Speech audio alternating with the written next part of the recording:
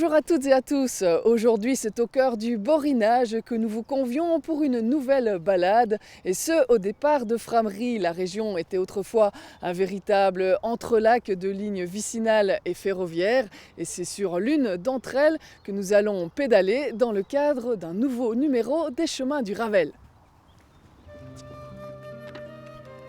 Dès le départ, le passé minier du Borinage vous sautera aux yeux, car oui, le parc d'aventures scientifiques et de société, est bel et bien le fruit de la réhabilitation d'un ancien charbonnage, celui du Crachet Piquerie.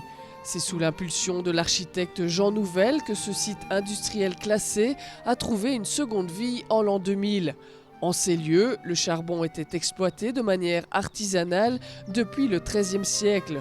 Il le sera jusqu'en 1960, date à laquelle le puits numéro 11, le dernier en activité, ferme. À l'ombre de son chevalement métallique et lançant sa belle silhouette dans le ciel, vous emprunterez la ligne 98C.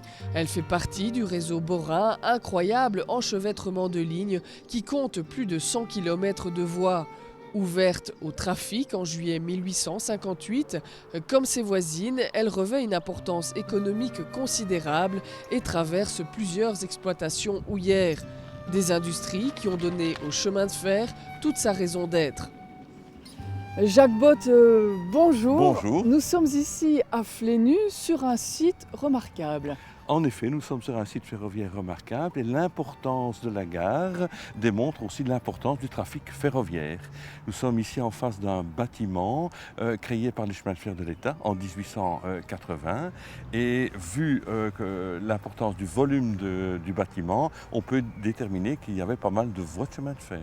Ça, c'est pour le patrimoine bâti, mais tout le long de ce Ravel, moi j'ai vu ce qu'on appelle du petit patrimoine ferroviaire. En effet, cette ligne du Borinage comporte pas mal de petits patrimoines ferroviaires. On peut citer notamment les bornes, les balises, mais aussi les clôtures type Van de Velde, type Roulers. Qui permettent de dater la ligne. Qui permettent de dater la ligne, effectivement. Avant 1925 ou après 1925, on a aussi des tunnels et des mâts de signalisation, des signalisations à palettes.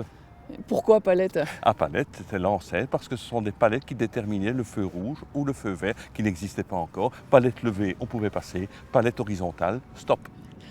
On va continuer notre route en direction du Grand Tournu. C'était un site ferroviaire d'importance. Effectivement, le Grand Tournu était un site tout à fait remarquable également, puisque c'est Henri de Gorge, en 1829, qui a décidé de créer en quelque sorte le premier chemin de fer. Il a conçu une voie ferrée qui partait du Grand Tournu vers le canal de Mons-Condé sur 1800 mètres en traction hippomobile.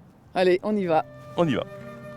Au-delà de Flénu, le couloir de verdure de la ligne 98C s'ouvrira sur d'autres paysages. À la croisée des chemins, votre regard épousera celui de la plaine, parsemé de montagnes singulières créées de toutes pièces par l'homme. Modelées par les déchets du charbon, les terris sont aujourd'hui devenus un paradis pour les naturalistes qui y observent un biotope bien spécifique. Vous passerez outre la gare de Monsville et vous étonnerez de son passé. Chaque jour, ces 5 voies recevaient autrefois près de 450 wagons. À peine plus urbanisée, la ligne 98C se mura alors en espace de convivialité et en un lieu artistique. Justin Fering, bonjour, vous êtes journaliste à TéléMB. Nous sommes ici au cœur du Borinage avec des traces du passé minier, mais version contemporaine si je puis dire. C'est ça, on est ici à Cargnon, en plein cœur du Borinage, vous l'avez dit, entre Ornu d'un côté et Frameries de l'autre. Et on a ici justement un témoin de ce passé minier qui est ce cheval qui descendait dans la mine et qui devenait aveugle. Donc on a voulu une symbolique ici avec ce tube en fer qui transperce ses yeux et la couleur justement jaune à l'inverse de la noirceur du fond des mines. C'est une des créations de l'ASBL Blanc Murmure et cette ASBL, vous avez voulu la mettre à l'évidence. Voilà, on est allé voir l'ASBL Blanc Murmure dans ses locaux parce que tout n'est pas encore terminé et ces chevaux c'est une des premières œuvres. Il y a beaucoup de choses qui vont voir le jour d'ici le 30 août parce que ce sera la journée vraiment dédiée à l'ASBL Blanc Murmure et au partenariat avec Mons 2015. Donc il y a plein de choses qui vont voir le jour. Il y a des peintures sur le Ravel, il y a des peintures aussi murales, il y a des aires de repos un peu ludiques, donc ce sera vraiment bien ce qu'il y aura à voir ici durant l'été. Et c'est l'objet de votre sujet qu'on va découvrir tout de suite.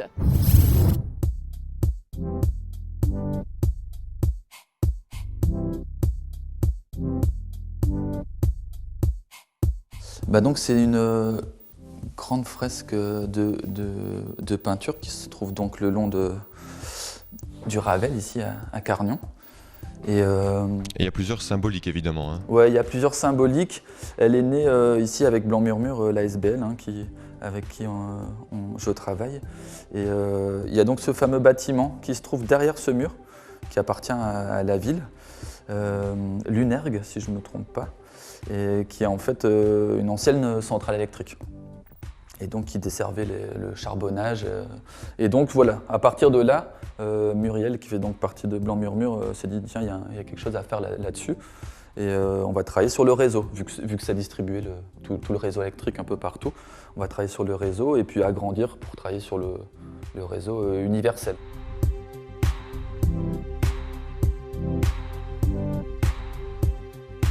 Voilà, on est ici à un autre endroit du projet qui s'appelle le Lombric. Vous pouvez un peu nous expliquer ?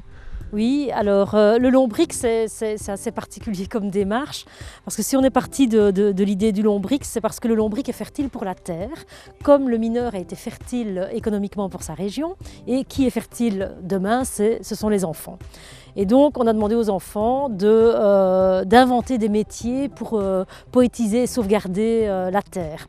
Il va y avoir 1 kilomètre de promenade artistique donc qui parle de ce thème du charbonnage mais au contemporain. Et donc l'idée c'est que des parents, des enfants se promènent et découvrent petit à petit cette histoire mais de manière différente. Ça va être assez ludique, assez didactique aussi parce qu'il y a les mémoires émaillées où on parle des noms de rues de Carnion. Voilà, donc on essaye vraiment, donc il y a une histoire de transmission aussi.